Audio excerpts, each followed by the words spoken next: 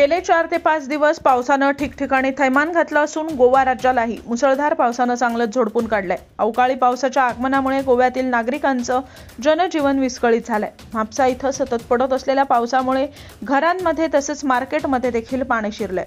घरात आणि दुकानात शिरलेलं पाणी नागरिक बादलीच्या सहाय्यानं बाहेर काढताना या व्हिडिओच्या माध्यमातून आपल्याला पाहायला मिळतंय। पावसाच्या सातत्यामुळे शहरातील अनेक रस्ते देखील जलमय झालेले आपल्याला पाहायला मिळतात।